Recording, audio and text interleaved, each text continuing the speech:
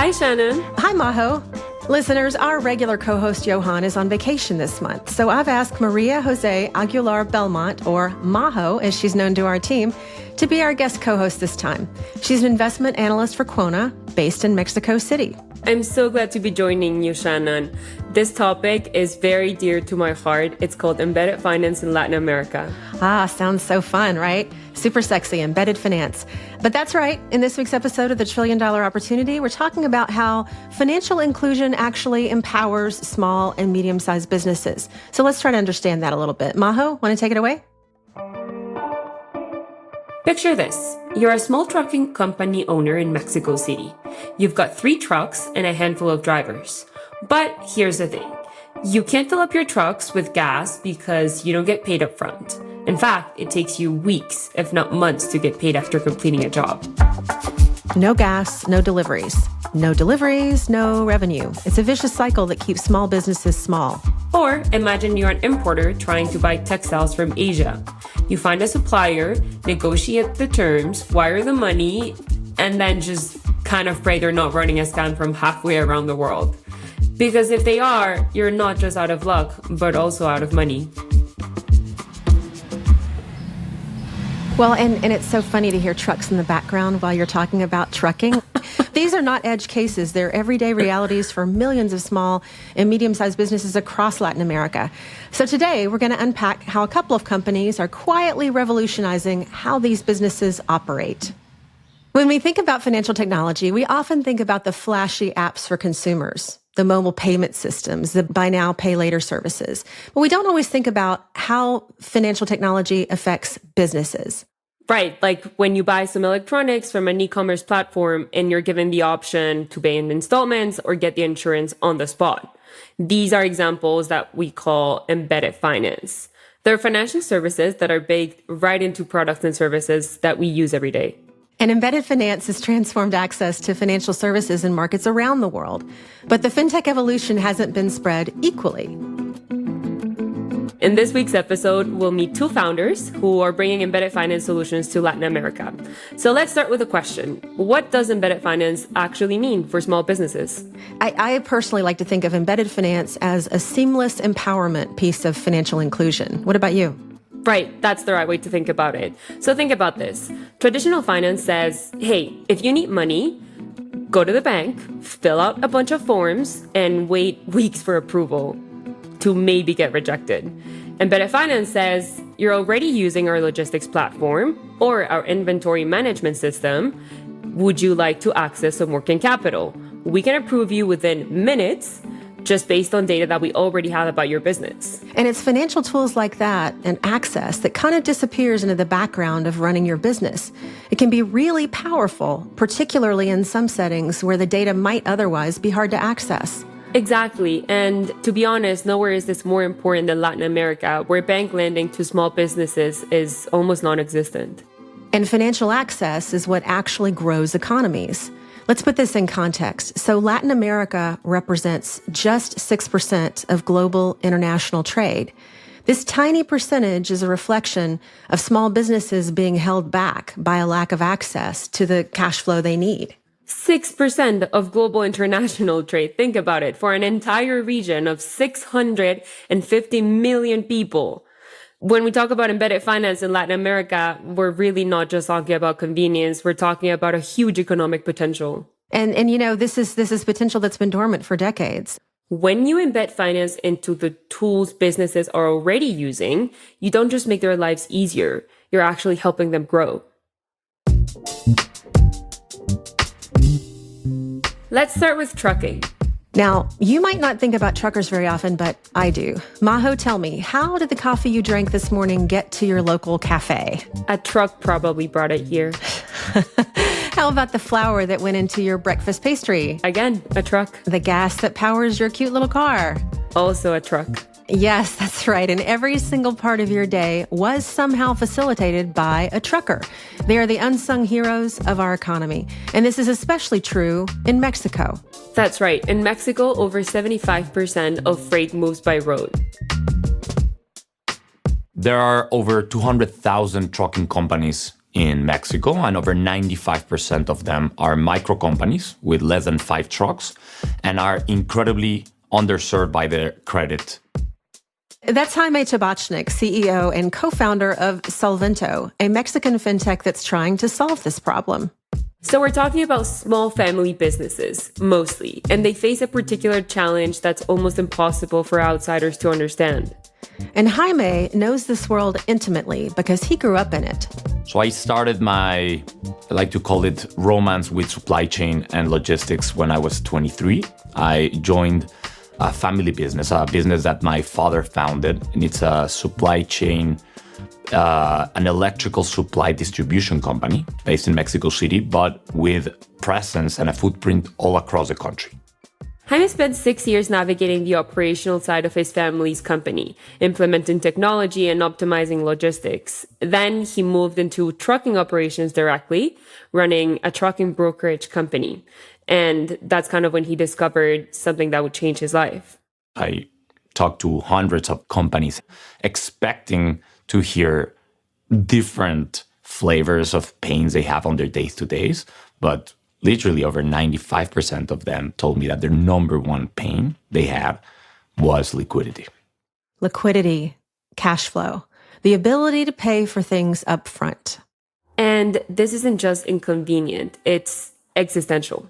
Even, I think, more drastically, like you don't have credit for fuel. So if you don't have liquidity, you cannot continue selling freight services because you don't have fuel to literally move the truck. No fuel, no business. It's that simple. But here's the deeper problem. Running a trucking company requires you to pay almost everything up front. So the majority of trucking companies in Mexico don't have access to credit or technology. And trucking is a very intensive capital business, working capital business, because you need to pay up front for over 75 to 80% of your cost of goods. This includes fuel, your tolls, maintenance, salaries of the drivers, because there's also a deficit in drivers. So to retain them, you need to pay them literally daily. So you're paying drivers daily, you're buying fuel up front, you're paying tolls up front, covering maintenance costs up front. But when do you get paid by your customers? It's a perfect storm because since they don't have access to financing, then they really depend on the speed that their customers pay them back. So you might deliver a load on Monday, but not get paid until the following month. Meanwhile, you still need to pay for fuel, tolls, and driver salaries for your next job. This is where Solvento comes in.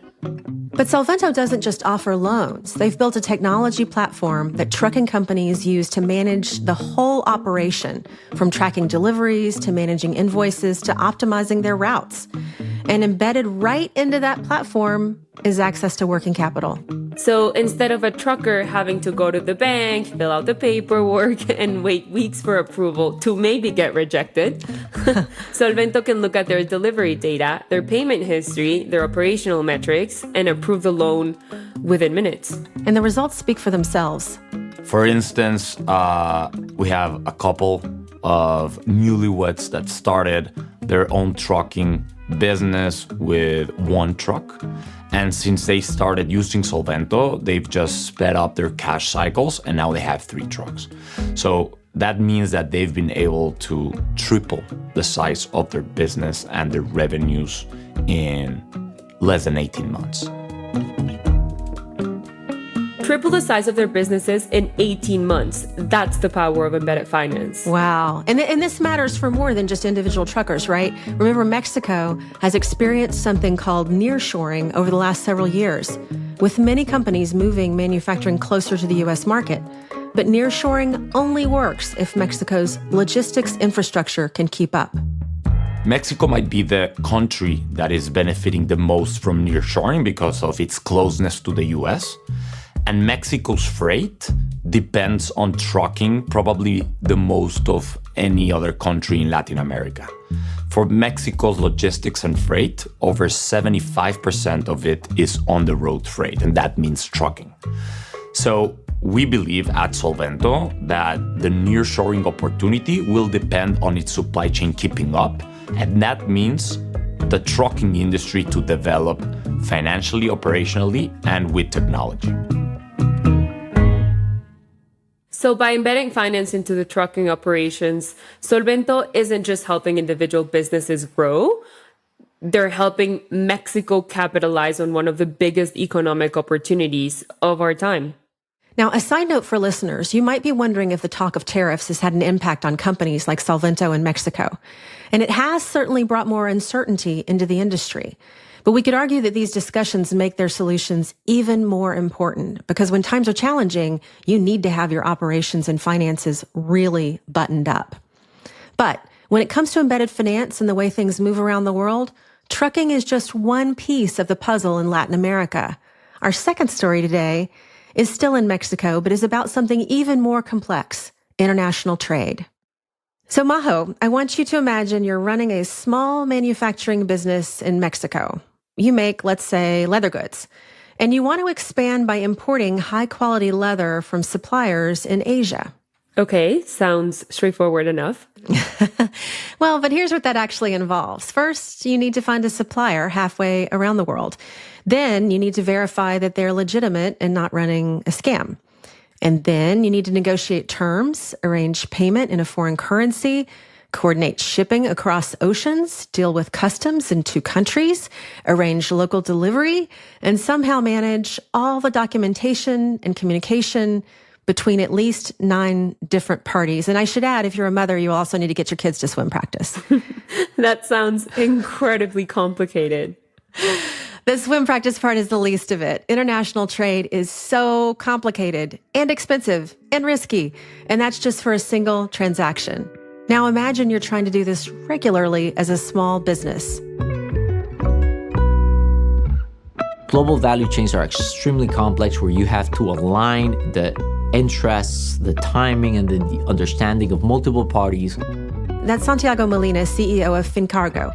Santiago and his co-founder, Tomas, have been thinking about this problem for what feels like their entire lives.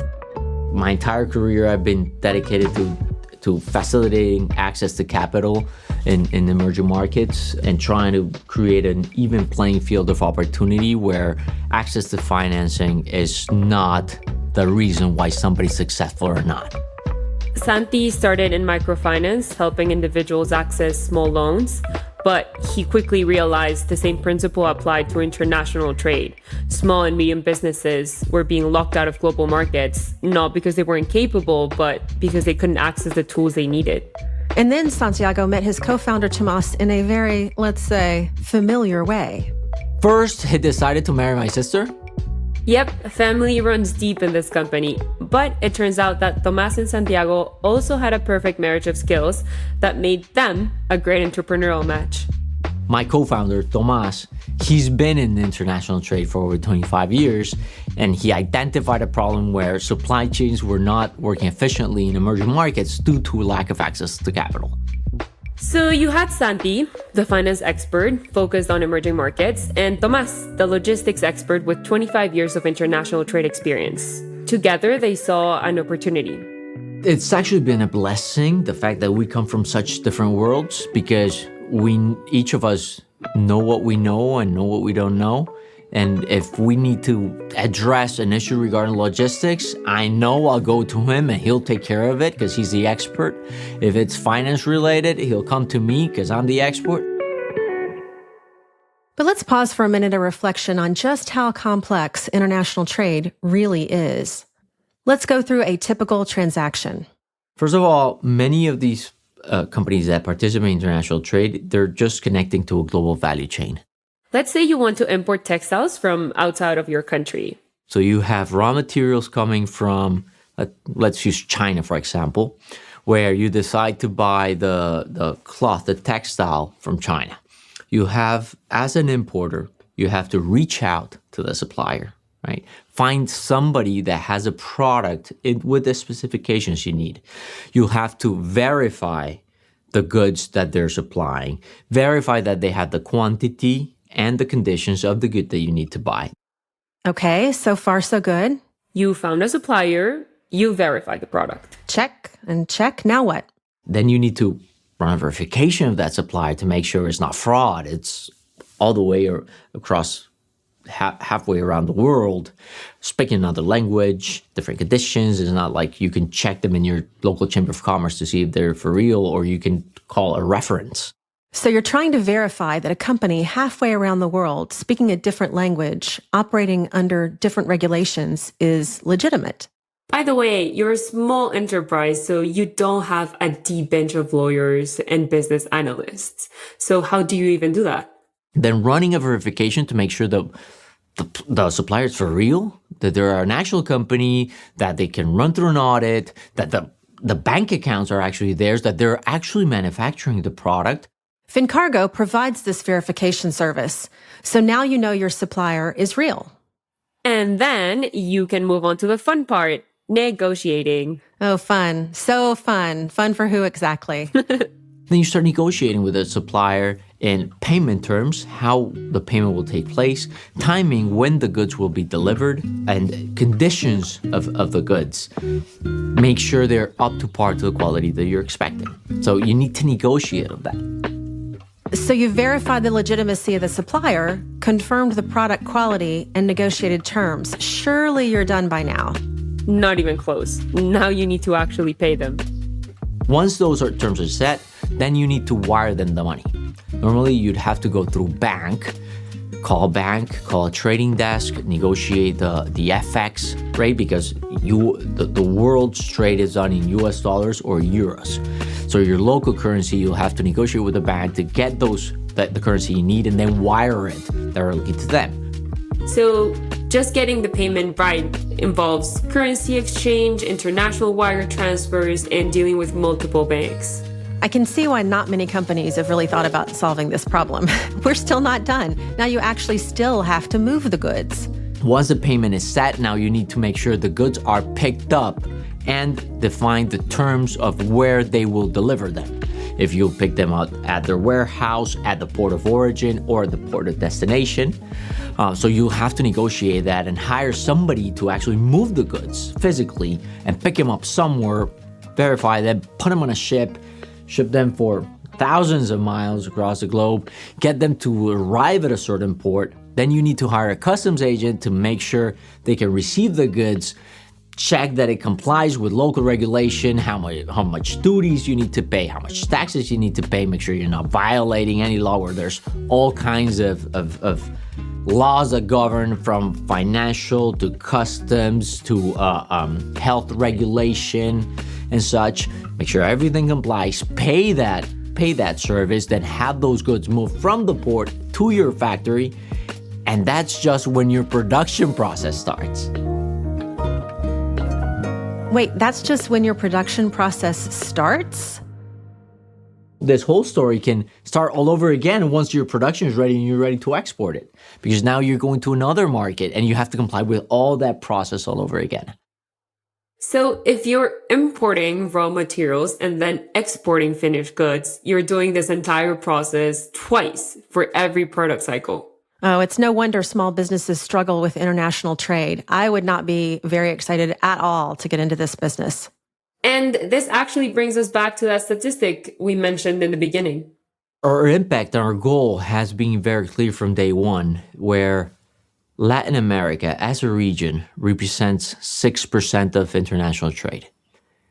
It has been the same share since the 1970s. Nothing has changed in 50 years. If we can move that just by 1%, the impact of that in the region, in the economies, in the well-being of the entire Latin American region, that'd be huge. Absolutely huge. Like region transforming. 6% of global trade for a region of over 650 million people. And that hasn't changed in 50 years. So what does Finkargo do about this? They create what Santiago calls a source of truth for international trade transactions. So international trade transaction is pretty complex. You have at least 9 parties participating from end to end, whether it's in the movement of the goods, in the movement of the money, or in the movement of the data. What we do through Finkargo is create a system, a source of truth, a system of operation where we can standardize how they talk to each other, how they negotiate, and provide the financing for the transaction to take place so that they can feel like they have control of their transaction, that they have all the information they need at any point in time, and where all the parties are aware of what's going on, what changes are happening, how the goods are moving, and how the money will flow across the operation. So instead of businesses having to coordinate with 9 different parties using different systems, different languages, different standards, Finkargo creates a single platform where everyone can see what's happening in real time. And embedded in that platform is financial services. You knew we'd get back around to embedded finance at some point, right?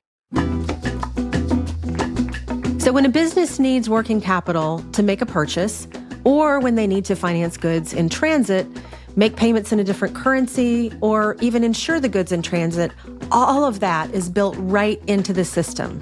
And the results are remarkable. The impact we're generating has blown our minds.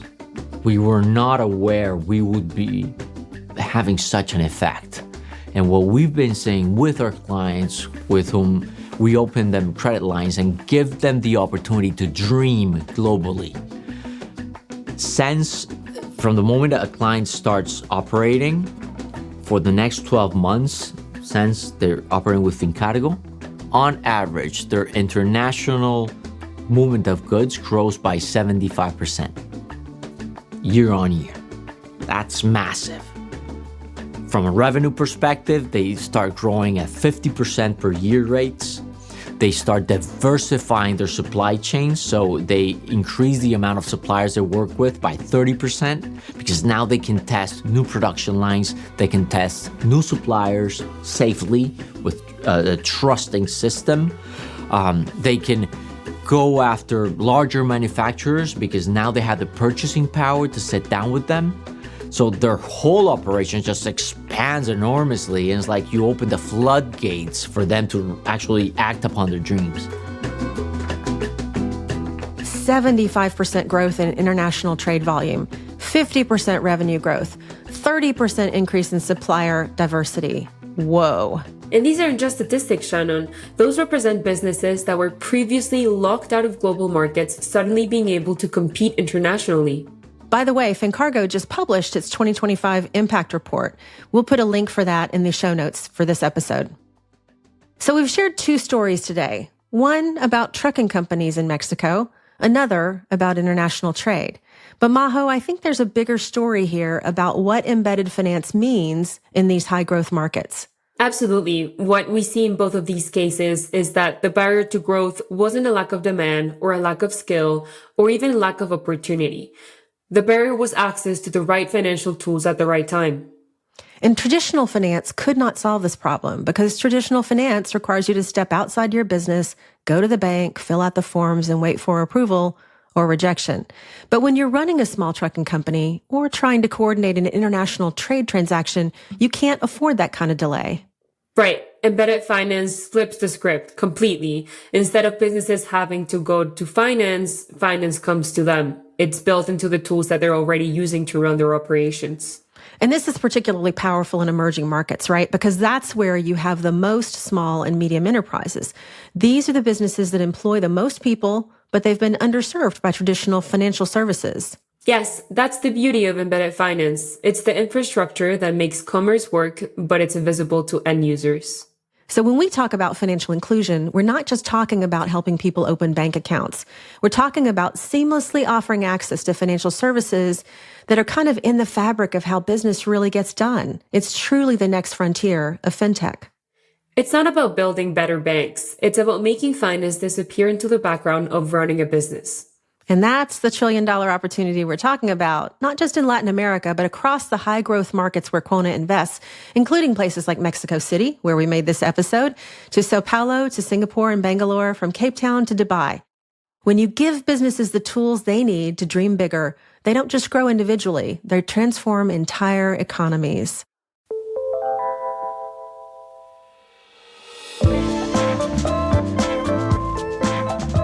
I'm Shannon Austin. And I'm Majo, guest co-host. This has been the $1 Trillion Opportunity.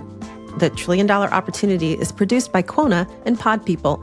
Our producers are Danielle Roth and Hannah Pedersen. Erica Huang edited this episode. Special thanks to Rachel King, my hero, and Amy Machado.